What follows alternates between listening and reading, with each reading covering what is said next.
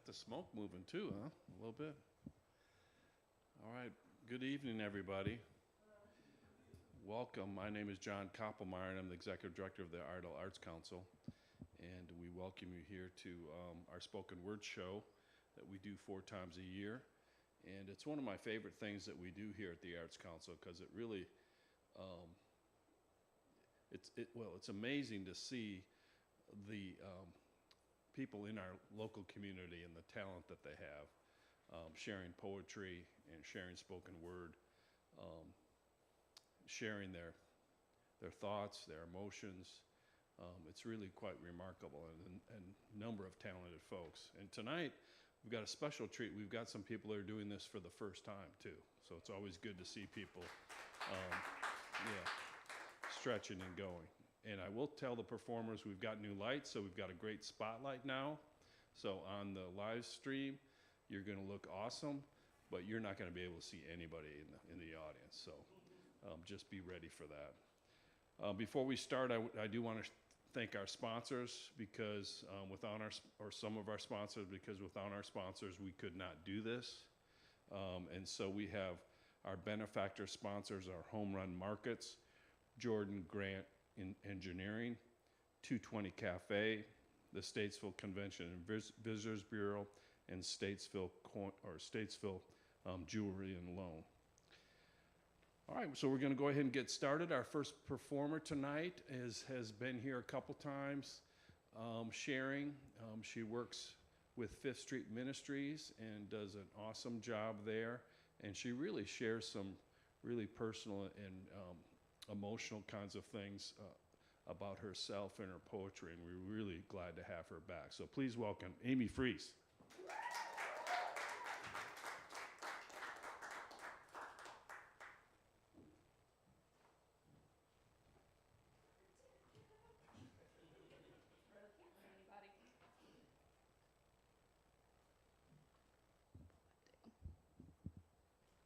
John's just a scooch taller than I am. All right. Well, thank you guys. I'm glad to be back. And I have a few poems that I'll share with you tonight. The first one is based on scripture, actually. It's from the Gospel of Luke, chapter 1, verses 26 through 34. In the 6th month of Elizabeth's pregnancy, God sent the angel Gabriel to Nazareth, a town in Galilee, to a virgin pledged to be married to a man named Joseph, a descendant of David. The virgin's name was Mary. The angel went to her and said, "Greetings, you are highly favored. The Lord is with you." Mary was greatly troubled at his words and wondered what kind of greeting this might be. But the angel said to her, "Do not be afraid, Mary. You have found favor with God. You will conceive and give birth to a son, and you are to call him Jesus. He will be great and will be called the Son of the Most High. The Lord God will give him the throne of his father David, and he will reign over Jacob's descendants forever. His kingdom will never end." "How will this be?" Mary asked the angel, "since I am a virgin?"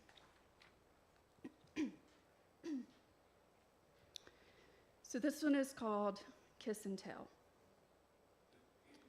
There will be no first kiss, no long stare, no quiet, awkward pause, no slight right tilt of the head, no soft spread of my lips, and no depth of tongue.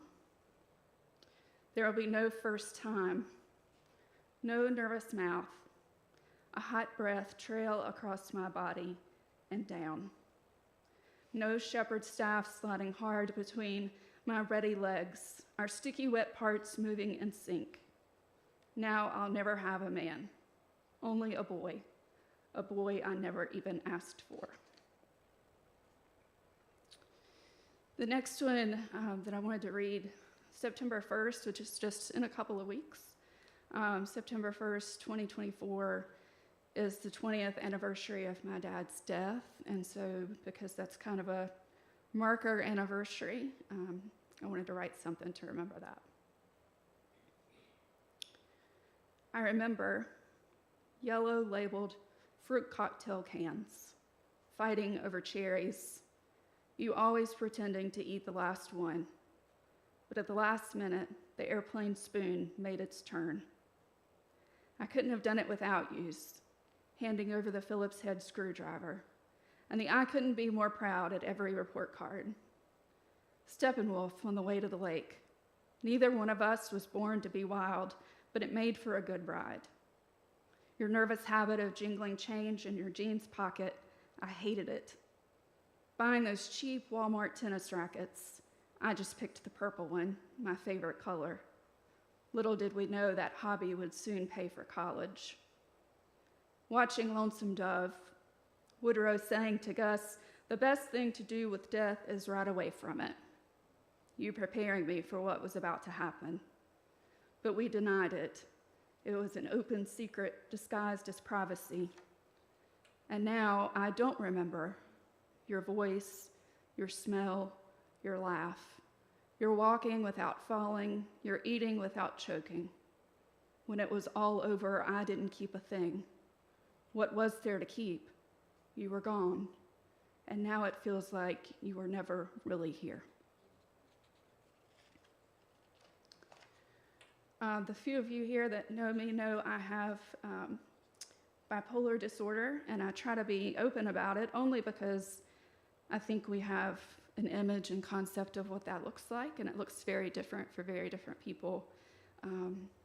But when we see it on TV or in the movies, we tend to think like mania is really exciting. You know, you're up all the time and you have lots of ideas, and it's fun, and you're kind of wild and carefree, and you feel like you're on top of the world. And sometimes it's like that, and sometimes it's not. And for me, a lot of times it's not. Even though I have the ideas and I'm up all hours of the night and I feel okay,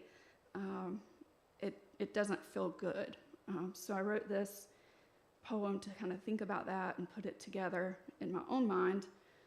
So it's called 3 a.m., My Manic Mind. I'm up. A new degree, learn a language, pull the weeds, smoke the weed, paint the house, clean the fridge, organize the pantry, wipe the baseboards, buy the stuff, find recipes, cook the food, read a book. Never mind, I can't sit still. Brazilian wax, have lots of sex, drink lots of drinks, walk the dog, run the block, stay awake, pull my hair, explode out of my skin.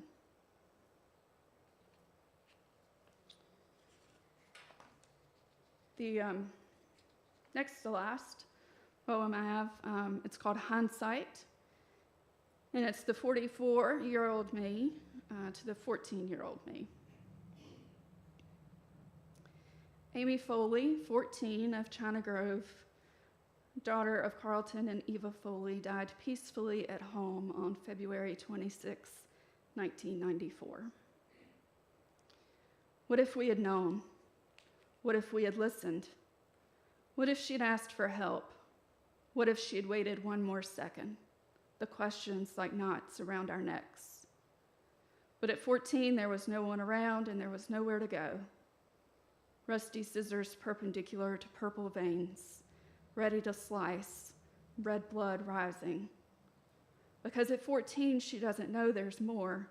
Her first car, college, graduate school, her first job, her husband, and their baby, who is now 14 herself.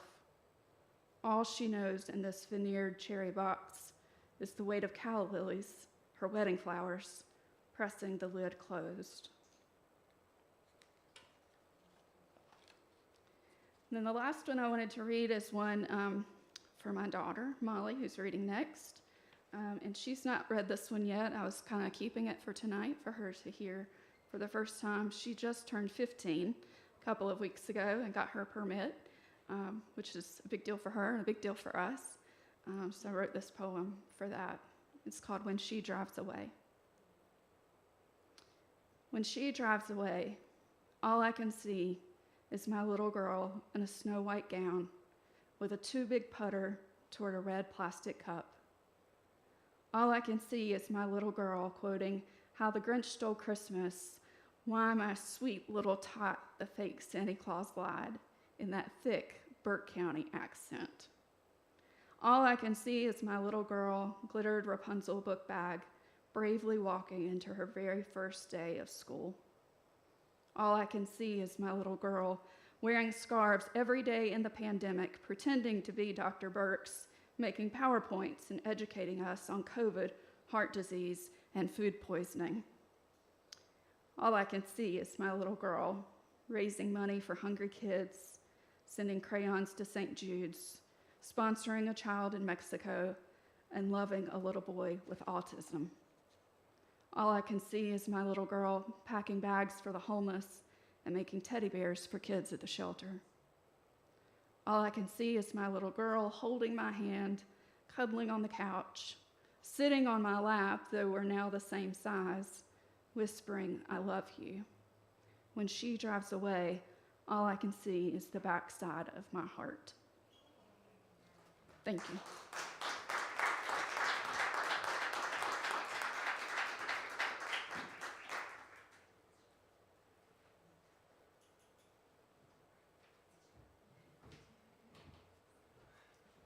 All right, one more time for Amy Fries. Thank you, Amy.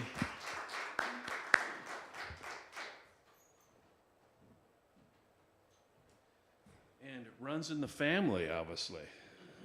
This is one of the folks who is going to share for the first time, and so 15-year-old young lady. So please welcome Molly Fries.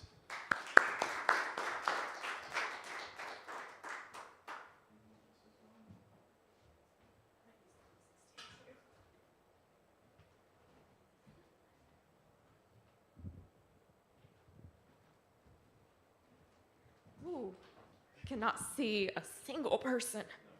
Let me pull these up. Okay. Oh, thank you.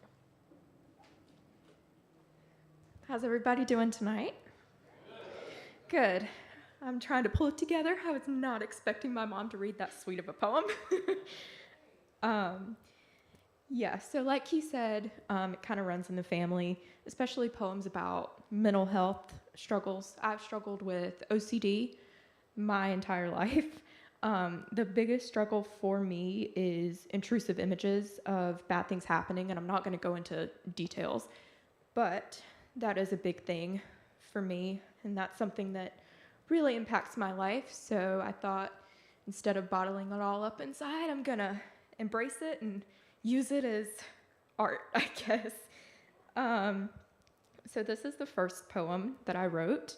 It's called The Listening, and it's about loving someone who is in a crisis. The tornado you are seeing has funneled into my very being. I spend my wretched days in passionate wishing my tortured mind to go back to how it was before the listening. I do not feel safe, even in my own oyster shell, because of your lamenting, the death, the murder, the fires, loving a killer without even consenting. I am honored to be your vault. Give me your pain for safekeeping, but my mind is heavy and my shoulders sag like old skin because of the listening. I want to help you, but your luggage could collapse my bridge. If I do not let you rest on me, it would be an awful miscarriage. But the poison I drink for you is sickening. You're a drowning sailor dragging me down with you, yet I am still listening. I can be your rock, keeping you grounded when thoughts overwhelm. When you drift away from the world, I will guide you back to the right realm. The fleeting moments I see that old buried smile glistening is what makes me thankful for the listening.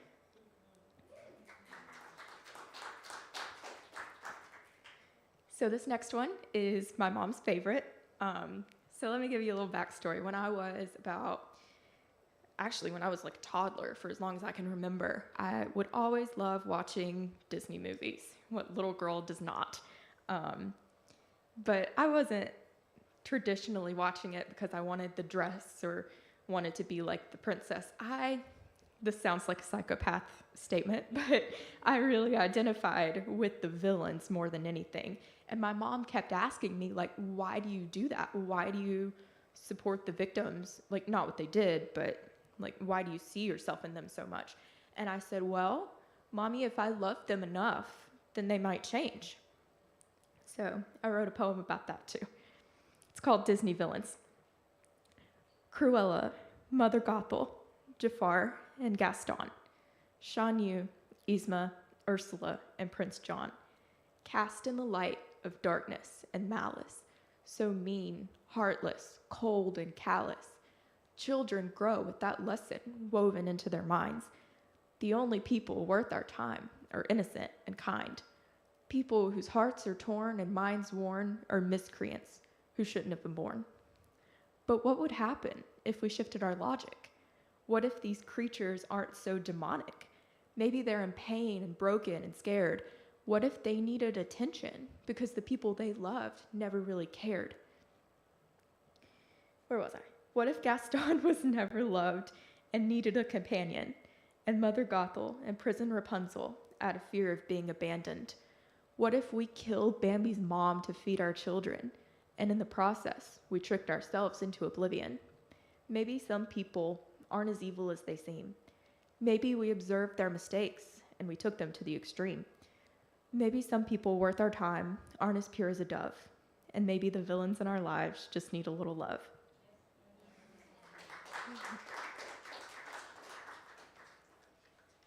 Okay. This next one, I wrote it about my intrusive images. A lot of my intrusive images, first of all, they're ego-dystonic. They go against everything that I stand for. That's what intrusive thoughts are, and intrusive images. They go against everything that you stand for. They go against your values, your beliefs, all of those things. But the biggest one, the biggest intrusive image I have, is mostly centered around death, and it's very, very sad. So I wrote a poem about that. It's called Final Moments. My hands turn an awful crimson as I say my goodbyes. Your face devoid of color, eyes glazed with vibrant terror.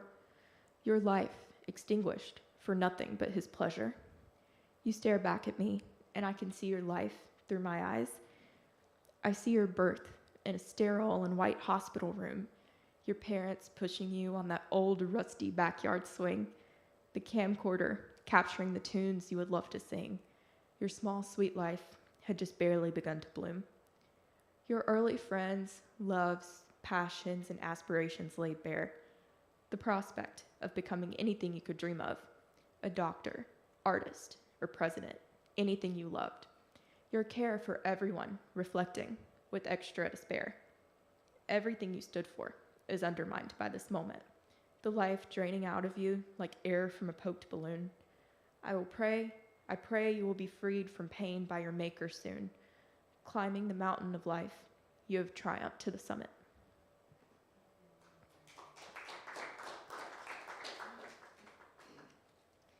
So another one of my intrusive images has a lot to do with a very specific infant. And like I said, I'm not really going to go into more details, but it has to do with infant death. So I wanted to let out my feelings about that and sort of let out how I felt, like my perspective towards that and towards that particular infant.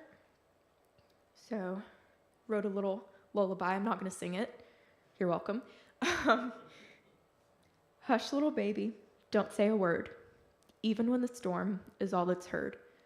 The thunder of bullets and tears of rain, I'll try to protect you from all the pain.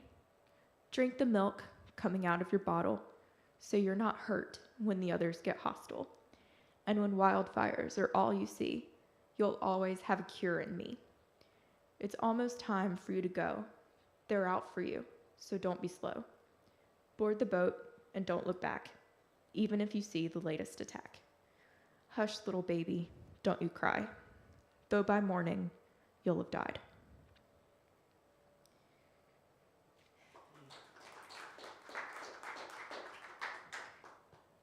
Okay, so this is my last one.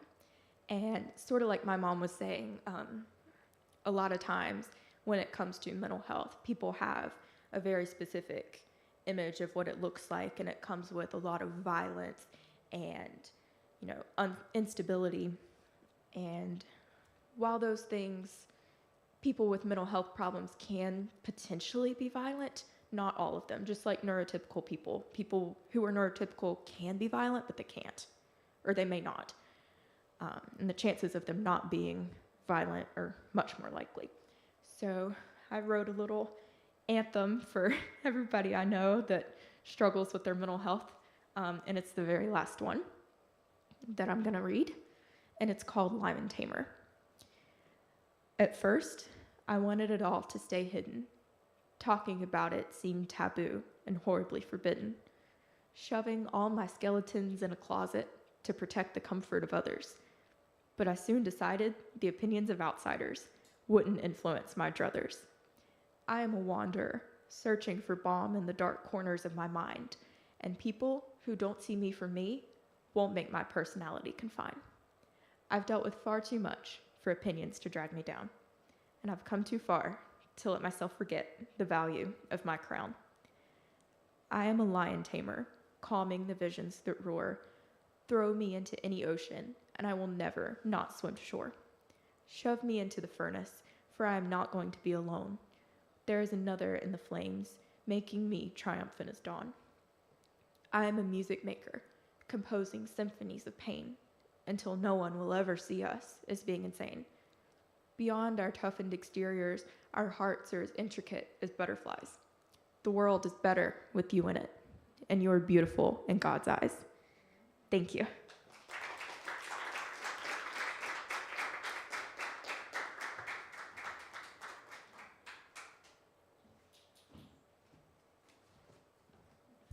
All right, one more time from Molly.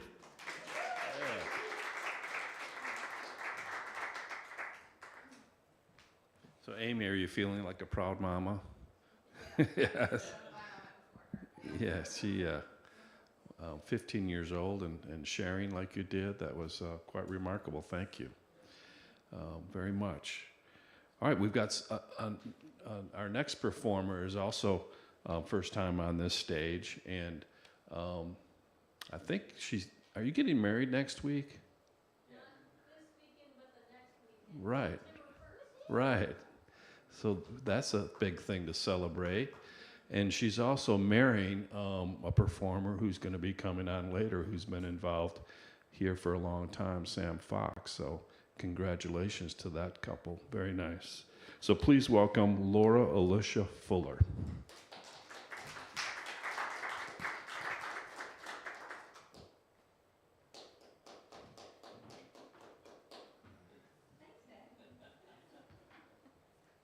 Yeah, they're not kidding. That's bright.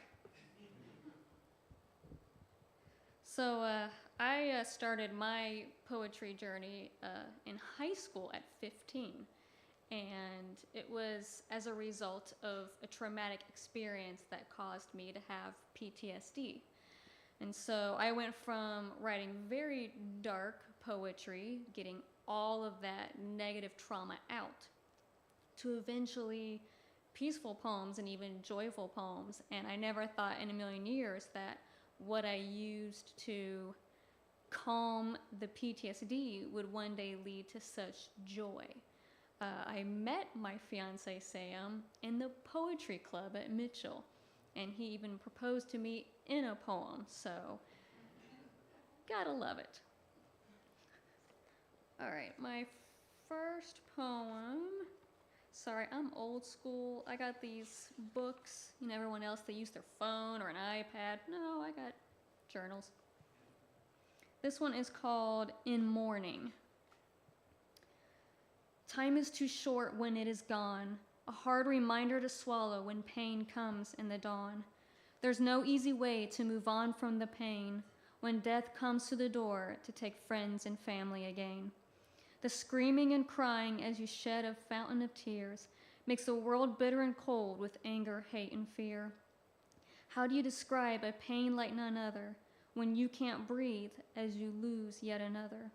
I call out to God with an anguish attack, but my prayers are cut short as I cry out, come back. How do I move on from a tragedy like this? How do I continue to pray when I'm an emotional hot mess? Life is now uncertain with no future in sight. How do I live and forgive when my nightmares are met with fright? My words betray the feelings in my heart, for how do I say them and where do I start?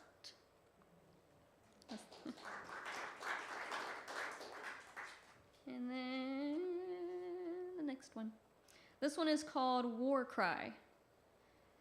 I sense it in the air. A radical, emotional, physical awareness of something coming.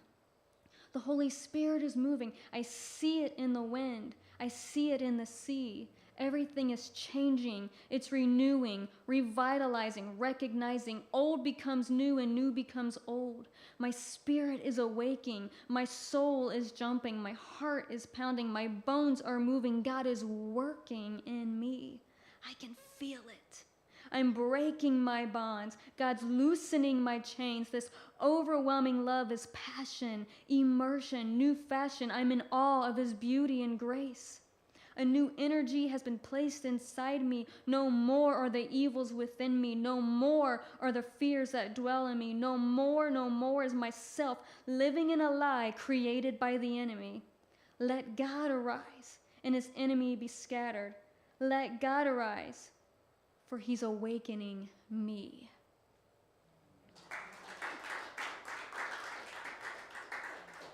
And my last one is a funny one. I am a huge nerd, if you couldn't tell by my Back to the Future shirt. While in college, I was in the poetry club there at App State, and they were having, they were having an erotic poetry night. Well, I am not good at erotic-themed poetry, so I decided to write a poem about a nerd trying very hard to flirt. So there's that. Yes, I am that geek, the one in the corner staring at your genetically modified good looks while you walk like John Travolta when it's a Saturday Night Fever. But I will never compare, because I look like I just came from a Mission Impossible on the planet Gallifrey aboard the Millennium Falcon with my name tag that reads 007. However, I will try my hardest to seduce you with my awkwardness. I will dress like Carmen Sandiego, and because I am nervous around you, I will talk in an unnatural tone that makes me sound like Batman speaking Dothraki. And if this relationship continues, and in the future you give me an engagement ring, which has happened, I will, instead of saying, yes, I will marry you, I will call out, my precious, and instantly go from Alicia the Gray to Alicia the White. However, this will probably never work because you are ever so handsome and perfect, and I am nothing more than a mere geek. Oh, wait, hold on. Did you just arrive to this event in the Enterprise? Have mercy. The force is strong with this one. Oh, please, for the love of God, come seduce me with your awkwardness. Put your sonic screwdriver to use. Talk dirty to me in Klingon. Take me to your infinity and beyond, because, baby, where we're going, we don't need roads. Thank you.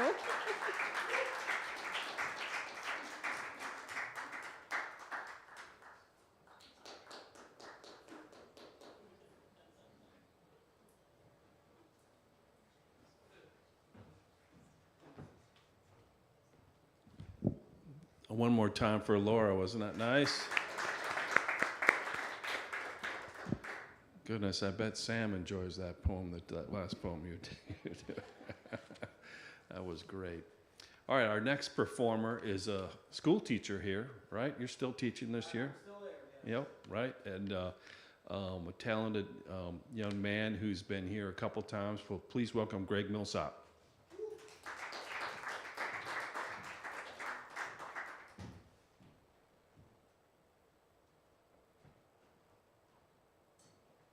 Honestly, the worst thing about doing this is following people. That poem about the 3 a.m., I'm bipolar as well, and that hit. So I really appreciated that. And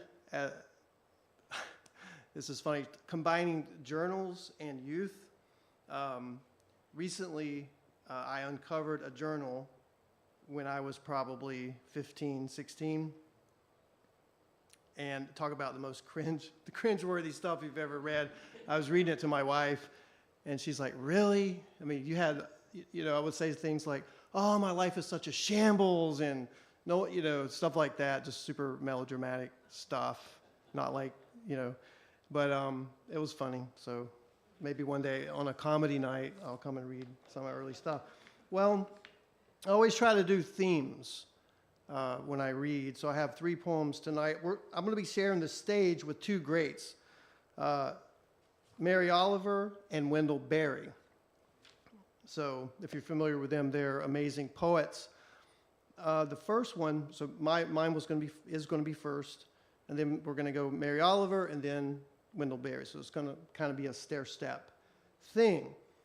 And the theme is, I don't know what the theme, how I would call it. You guys will figure it out. But if you said I was going to write a poem to Elon Musk, I would have thought you were crazy. I'm not in my, well, you'll see how I feel about him. But my first poem is dedicated to Elon Musk. And it's called Corpse Flower.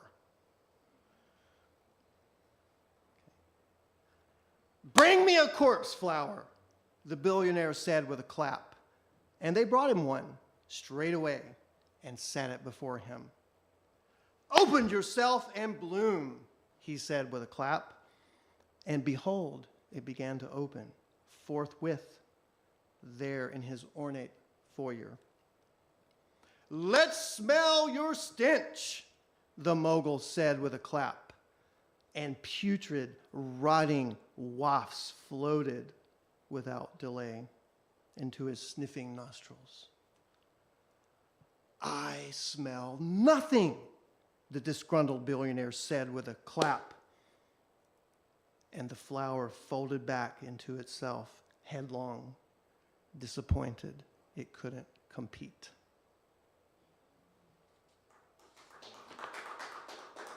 I hope nobody's driving Teslas because I'm sorry. Okay. Second poem, Mary Oliver. This is from her collection of poetry called Redbird. I imagine a lot of you are familiar with her. Just an absolutely amazing poet. It's called Of the Empire. We will be known as a culture that feared death and adored power, that tried to vanquish insecurity for the few and cared little for the penury of the many. We will be known as a culture that taught and rewarded the amassing of things, that spoke little, if at all, about the quality of life for people, other people, for dogs, for rivers. All the world in our eyes, they will say, was a commodity. And they will say that this structure was held together politically, which it was. And they will say also that our politics was no more than an apparatus to accommodate the feelings of the heart. And that the heart in those days was small and hard and full of meanness. So that was Mary Oliver.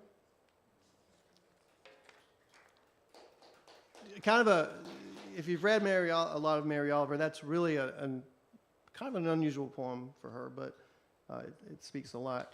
So my third and final one is by a man named Wendell Berry. Again, if you've never read Wendell Berry, he's an old Kentucky farmer, born in 1936, still alive.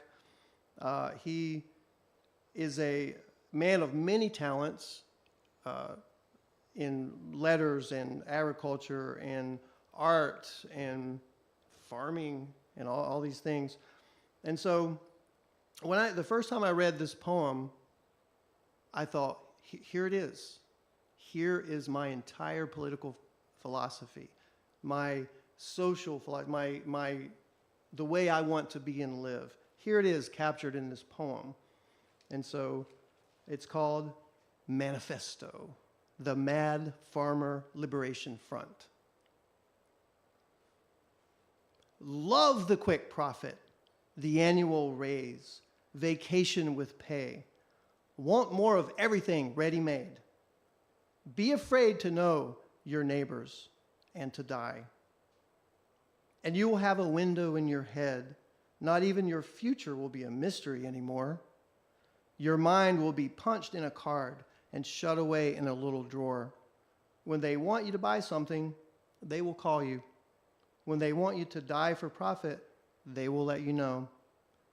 So, friends, every day, do something that won't compute. Love the Lord, love the world. Work for nothing. Take all you have and be poor. Love someone who does not deserve it. Denounce the government and embrace the flag. Hope to live in that free republic for which it stands. Give your approval to all you cannot understand. Praise ignorance, for what a man has not encountered, he has not destroyed. Ask the questions that have no answers.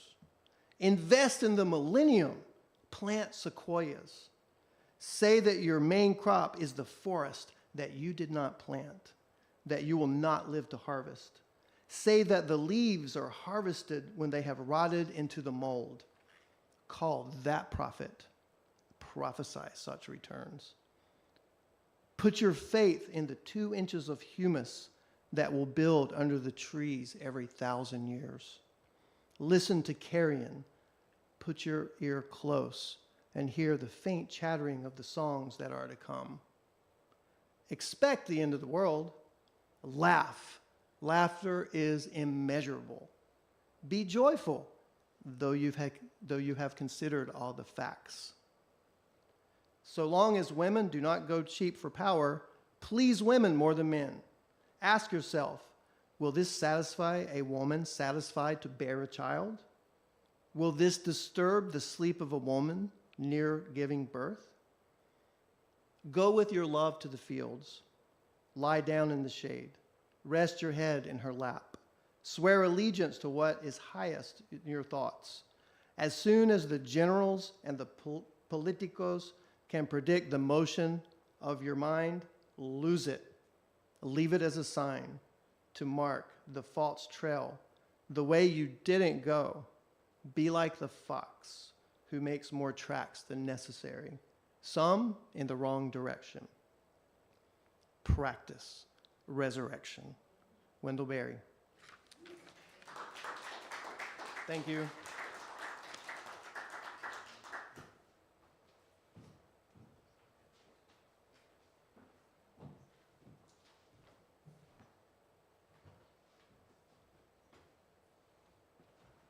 All right, one more time for Greg Millsaps. Yeah. That's the second time now this year Mary Oliver has been talked about in this room. We had a visual artist back in, let's see, it was March, I guess. Sue Shoemaker, who's a watercolorist in town, did her show based upon a Mary Oliver poem and did a series of paintings based on different phrases from her poem. So it was neat to have her brought up again in this room. All right, so our next performer, haven't seen her in a while and them for a while, and it's super exciting to see them again and have them back in our community, because she is somebody that has had a big impact on our community, doing a number of different things over the years, and has been on this stage before. So we welcome her back. Infinite Sunshine.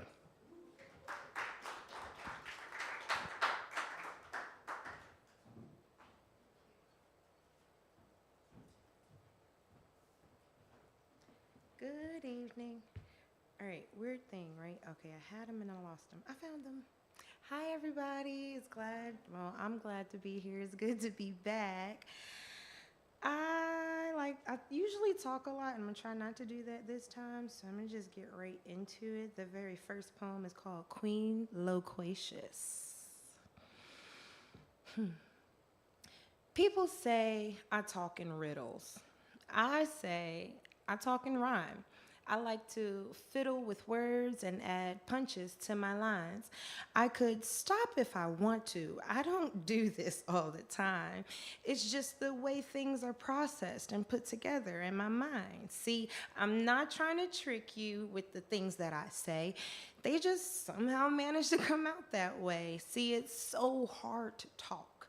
So in my thoughts I stay, waiting for the day I get invited to play, where folks aren't scared of my words and welcome the things they've never heard, where my voice can be free like an uncaged bird. To be silent is absurd. You're full of adjectives and verbs. It's time for worlds to merge. Look out, I'm on the verge of opening my mouth.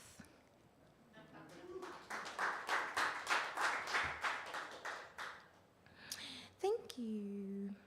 All right, this second one kind of speaks to that side of me that almost never knows what to actually do. It's that moment where you know you're going to make a decision, but it's like that anxiety of, is it the right one? Da, da, da, da, da, whatever, I just gotta go do it, you know?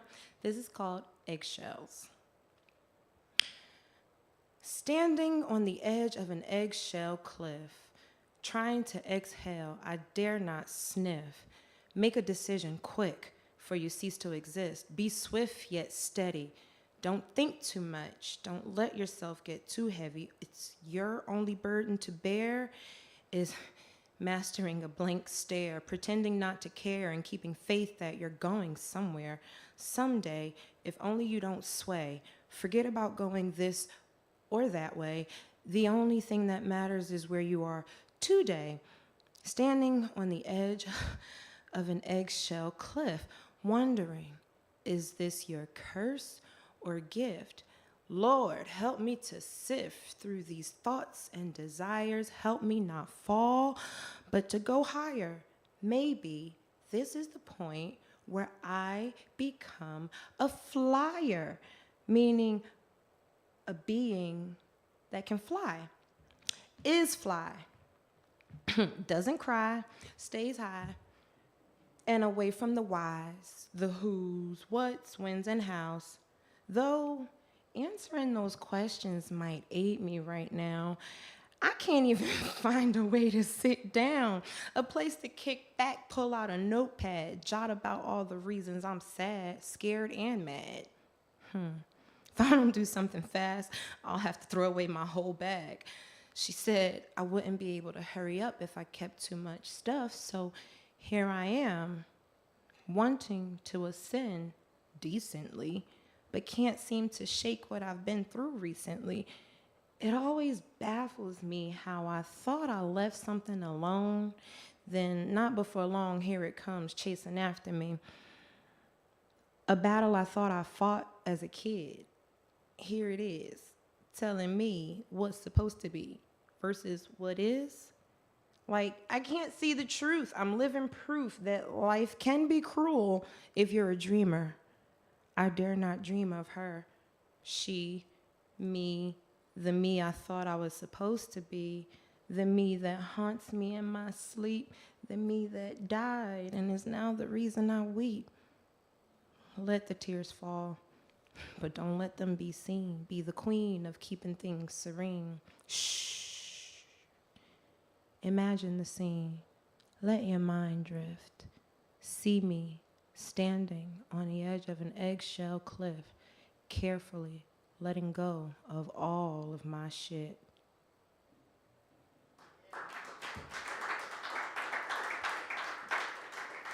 Thank you. And now I got that out the way, I can fly and be free and tend to some of my quiet thoughts. Loveless, a lost lace kiss, mugshots of the faceless. No time for embraces, no patience, just waiting, contemplating.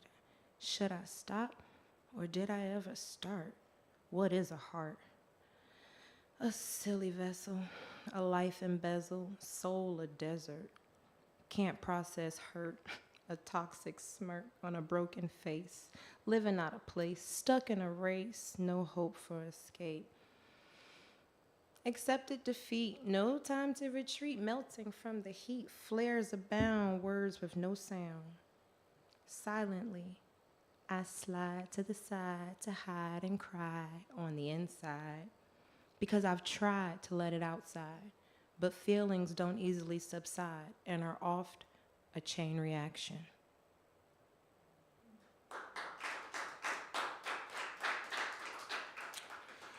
you, thank you, thank you.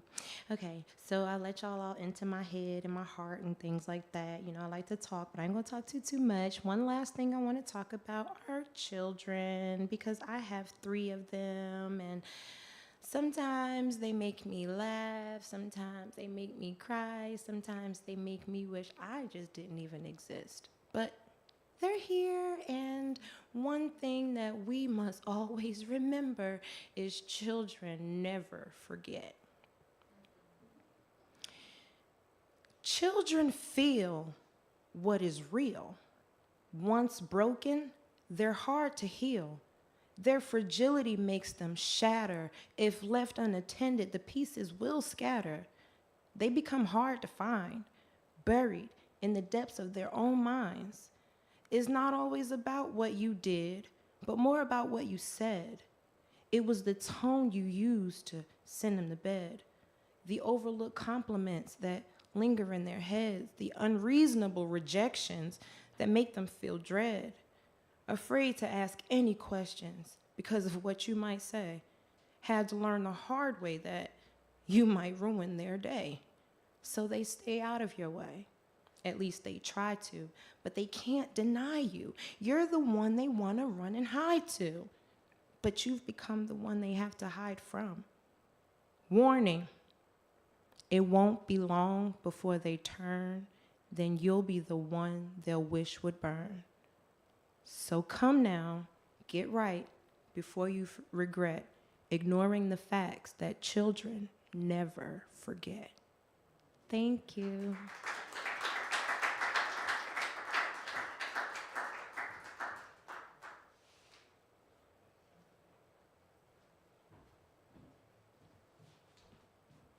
One more time for Infinite Sunshine. That was a great set. That was awesome. Very nice. Enjoyed that a lot. One thing, people, anybody who's watching or anybody here, if you're ever interested in doing this and trying this out or haven't done written stuff and you haven't shared it or would like to, please reach out to me or to the Arts Council. We do these shows 4 times a year. We'd love to have you participate as well. Our next performer is someone who's been on the stage multiple times. It's been just an amazing journey to watch the development and growth of her and becoming such a wonderful poet and performer. She's one of our board members as well. Please welcome Shani Wasson.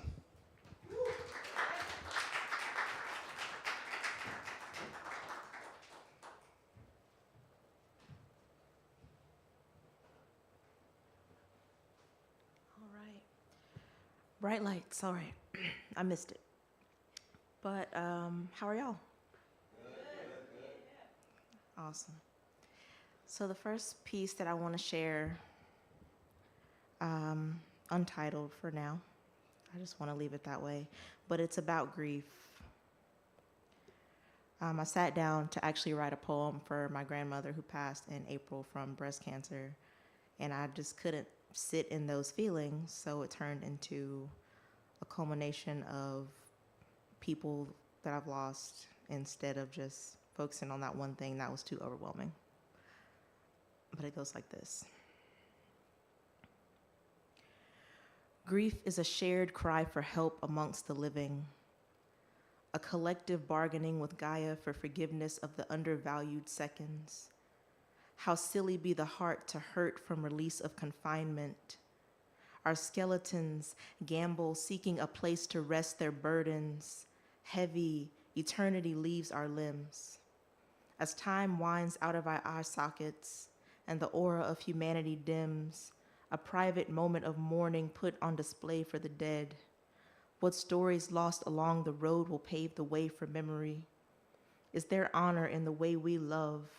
Beyond cliches and flowery language, for the night spent holding you as your temple became sunken in mortality. And even in your depths of weary, you found ways to grapple with my truth. The intimate moments you swallowed my sullen disposition and understanding escaped the passageway of your throat. And yesterday, I spoke your name in a whisper. In me, it created a roar of desire, a yearning for connectedness even as we touched your skin, cadaverous, fading hues of affection. Your hand falls lifeless, and I am searching for something greater, something beyond this year of preparation. But how do we ready ourselves for quietus when a piece of us remains in the flesh?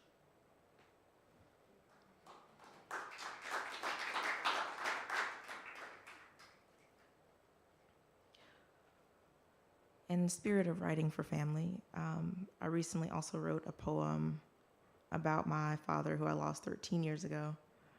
I guess it's been a year of just remembrance and letting go and appreciating what is and all of the things of that nature. So, my mother always said, I have my father's eyes, and I can't help but wonder if he too saw winter upon waking every morning. Did he know home in the form of warm embraces and haunting memories?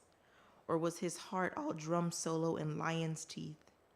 I lose myself in the knowing of the taste of flesh, as this world sought to make him pray. When he fell to his knees and returned to the earth, I became dust and ash, only wanting to come home to the sea by land, and we navigate the depths without fear. Only a sense of belonging, seeking purpose more than escaping penalty. Our bones sink into freedom, and the salt water cleanses the wounds, burns the frost of familial curses, and carries them into horizon. A sky of pink and orange hues will mask the mark of the beast, belly full of our ancestors' blood. A reminder that life does not always feel like the day before a revolution. We arise from the waves, eyes fresh and bright, sting in the sunlight, but what is found in this moment is a hunger that cannot be silenced. For once, we crave life and the blossoming of spring. Flowers emerge from my father's eyes, and he's finally given me permission to bloom. Thank you.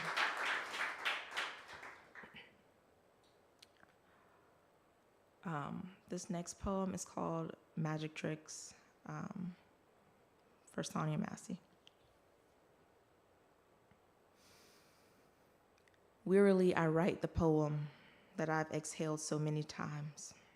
How to magician the Black woman back to life without repetition or retribution. She is free to exist.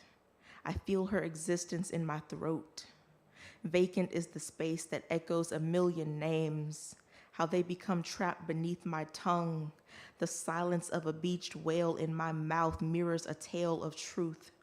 How the Black body is more than empty flesh, but a vessel of protection that can't always shield itself from a bullet or a boisterous boy belligerent and refusing to handle her with care. I want to write a poem full of blue skies where I can whisper a name without the fear of her disappearing into hashtag by morning.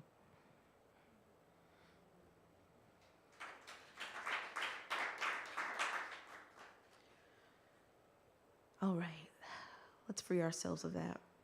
On a lighter note, we know I love a good love poem. So I'd like to share just a couple love poems with you guys to leave you with the spirit of something good and positive. There's love all around, love of all types, and we should bask in that.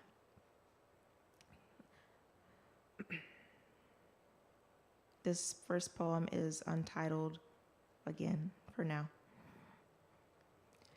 But it goes like this.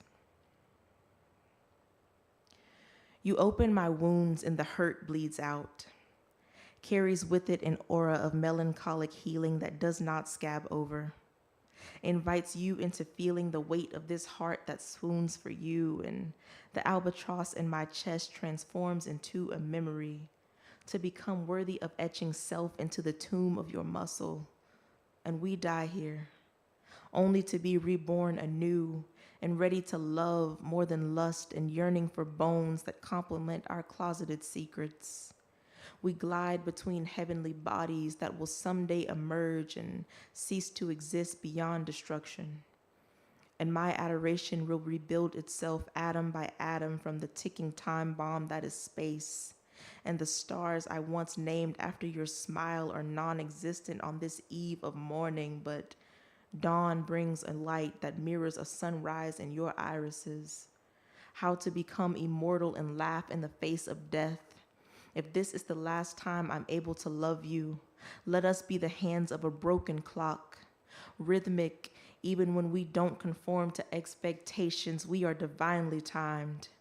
When you hold me, I take flight, flailing with supported wings. Absorbed into the ether, my fear burns in eternal flames as your fingertips create a harmony along my vertebrae. My marrow is the ash of a phoenix, and I have lived 1,000 lives in your arms and will return for 1,000 more when the universe awakens your flesh with another day of mercy. Your kiss is full of promises that won't be broken. You open your mouth and I baptize your tongue in gratitude, and this is how we give thanks.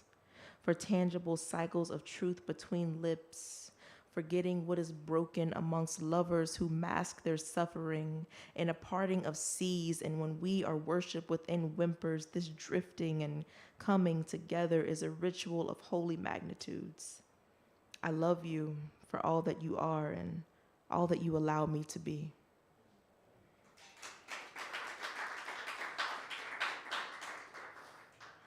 And the last piece I have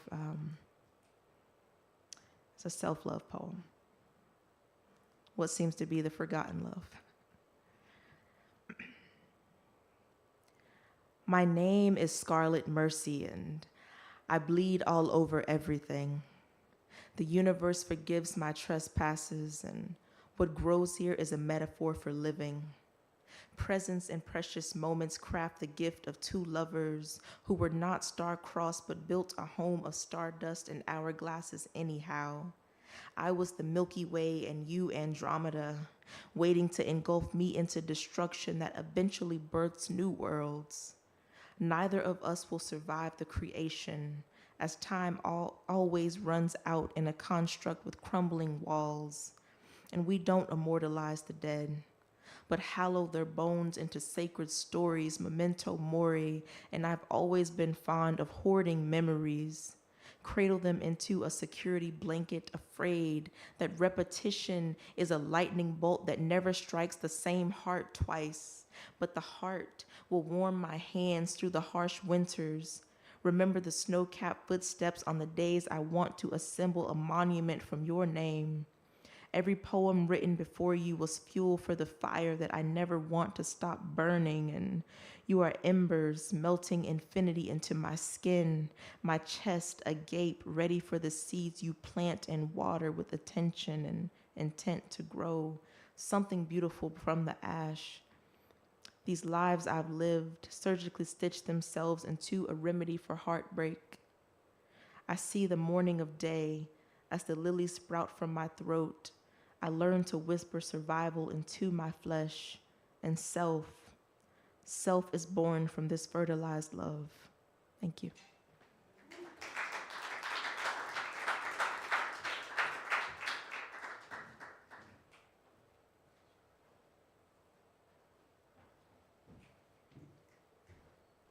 One more time for Shanae. That was awesome. Great. Thank you. All right.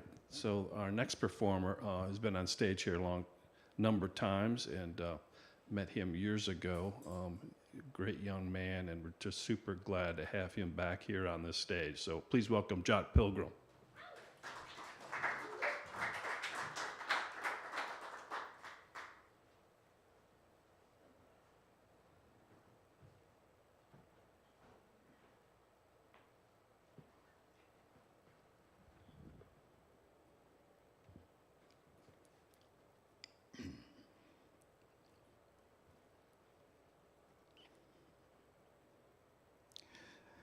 Your parents must have been affluent, must have knew what they was doing.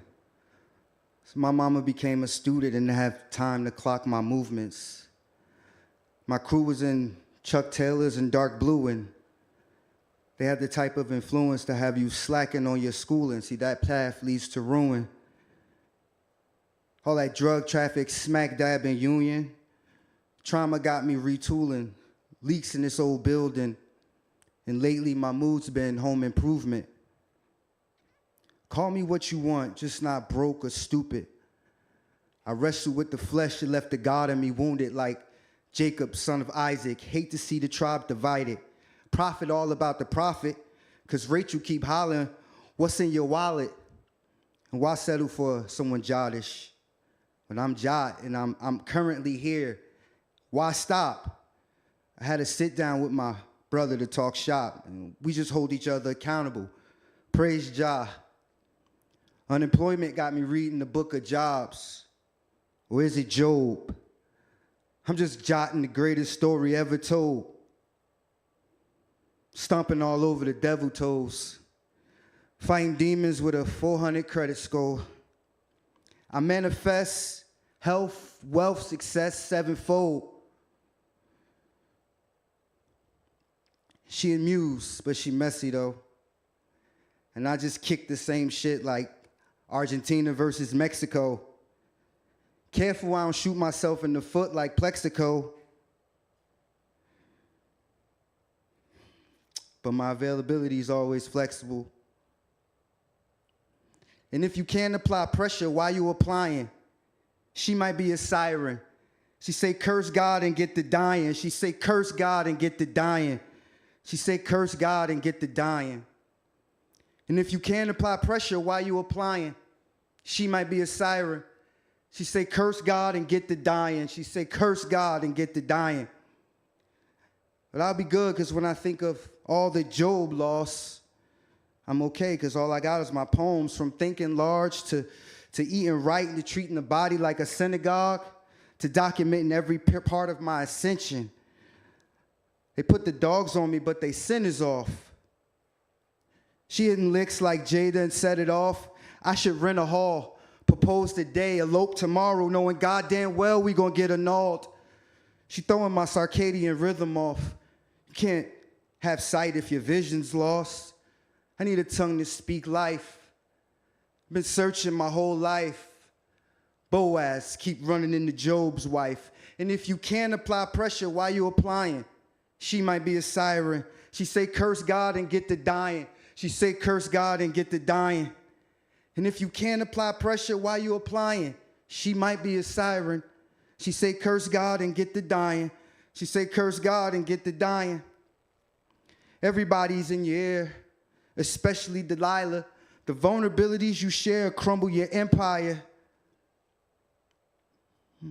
She down to do a bid like Cookie in Empire, but resentment is burning like a wildfire. Tiptoed around the subject to the altar, lay the burden down. Word get around, heard I'm back in town. Heard that too much motion leads to motion sickness now, and we should settle down. Where Ruth at? It ain't easy, but she ruthless. And her ex might as well be a eunuch. All that A+ effort, it proves useless. Until you do the root work, you're fruitless. She clueless. I got a dash, red flags. That's the spirit of confusion. That's the spirit of confusion. And if you can't apply pressure, why you applying? She might be a siren. She say, curse God and get the dying. She say, curse God and get the dying. She say, curse God and get the dying.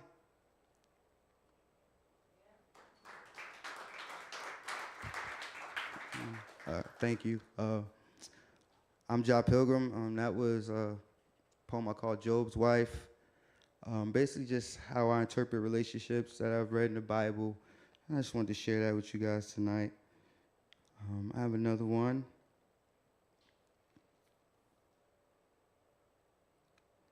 Just keep it in that theme. Earlier, matter of fact, I just want to say everybody that shared was really beautiful. You guys really touched me, and really, thanks for sharing. Thanks for opening up. It's always a blessing to be in a room where people are vulnerable and expressing, because we can connect off of those feelings. And so I thought about something that I wrote a while back, and it was just something that, it was my interpretation of a period in my life. And it was a kind of situation where me as an older man had to go home, back home to mom's house. And I was in a rut, and she noticed it, and speaks on mental health and depression. So I just want to share that with you guys. It's called Malaise. Smoke weed all day and wear a mask to keep up the charade. Hide the pain, don't want to rain on your parade. Tried a few trades, but really I'm just trying to be made. See, really I'm just trying to be paid. Been locked in for days. Mama thought it gotta be a phase. That's depression, ain't no regular malaise. That's depression, ain't no regular malaise.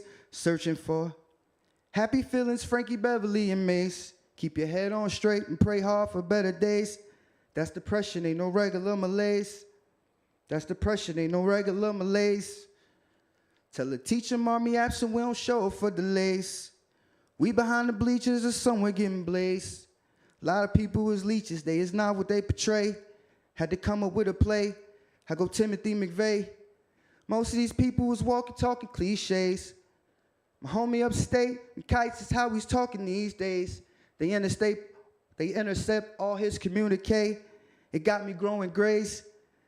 Chief, and this ain't regular haze. Just lost 2 homies round the way. Terry Joy riding, got shot by Jake. Now that's cray. We bury what we find, so we don't ever visit graves until our dying day. It's gotta be a phase. That's depression, ain't no regular malaise. When I got the news about you, I broke down the baggage claim. Am I dreaming or am I napping on the plane? Read the news clippings, saw your government name. It's a damn not gang, I gotta carry that pain. I made it another year. Look at the city it made you and try to make it out of there. Made it another year. Look at the city that made you and try to make it out of there. Smoke weed all day and wear a mask to keep up the charade. We hide the pain, don't want to rain on your parade. Tried a few trades, but really I'm just trying to be made. See, really I'm just trying to be paid. Been locked in for days. Mama thought it gotta be a phase. That's depression, ain't no regular malaise. That's depression, ain't no regular malaise. I didn't even know they made caskets that small. Funerals looking like homeroom and study hall. Ain't had much to fight for. I could die right here in this psych ward. Shit's dark, no light source. Need more, I need something to fight for. Shit's like no light source. I need more, I need something to fight for.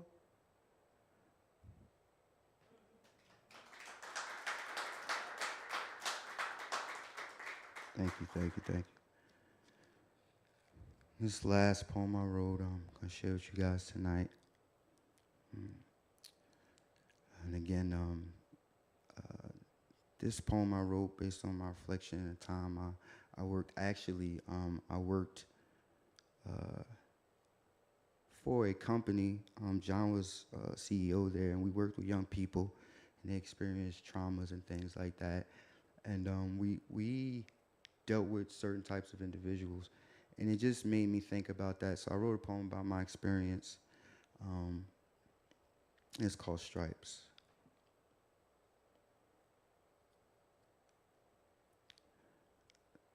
The stripes she wore suggested that sharp objects jettisoned her from her pain.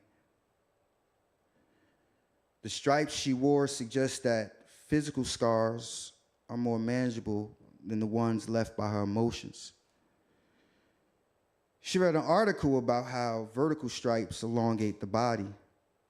She hates her body, and her stripes have no particular patterns, solids, plaids, doesn't matter, just as long as it has long sleeves. She read an article about zebras and how their stripes deter flies from landing on them, some type of optical illusion. But her stripes never ward off pestilence. Her stripes were evidence that people hurt people, and in the land of the stars and the stripes, she was just following the trend. Her stripes aren't in, Her stripes adorn her frame, fragile and thin, like external flaws on a precious gem. Her stripes suggest she punished herself. Her stripes are a cry for help. Her stripes make it hard for her to identify with self, and behind that smile is a struggle with mental health. The top she wore was out of season, a turtleneck in July, but in a cold world that's always freezing, people come into her life that are always leaving.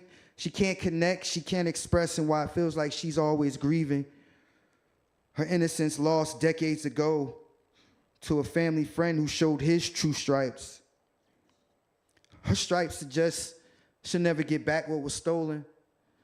She'll have to master coping, navigate suppressed emotions. The stripes she wore stole the show. She's been in perpetual survival mode and don't think she'll never vote you off this island because you'll become half of the backstory she never told in Purgatory, where they tell her feelings are meant to be felt and doing the work is rewarding, but like the stripes on a coral snake, these stripes should be a forewarning. Her stripes suggest love doesn't come easy. I trace her stripes with my fingertips, grateful for the access she has granted me. She is healing. She read a Bible verse, said he was wounded for our transgressions and bruised for our iniquities. The chastisement of our peace was upon him, and by his stripes we are healed. And her stripes suggest she's healed. Thank you.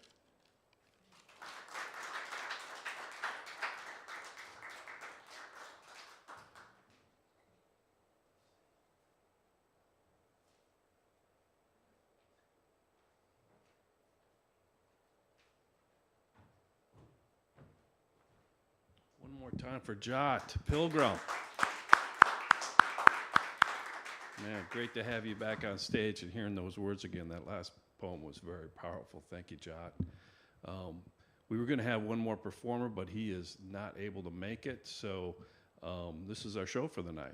Appreciate everybody being here, and follow us on Facebook. This is live streamed, and we'll be putting out videos on it as well. Check out everything else we're doing at the Arts Council. The Full Bloom Film Festival is September 5th through the 7th, where we do an international film festival here in downtown Statesville, this being one of the venues. So check that out as well. And thanks and have a great evening.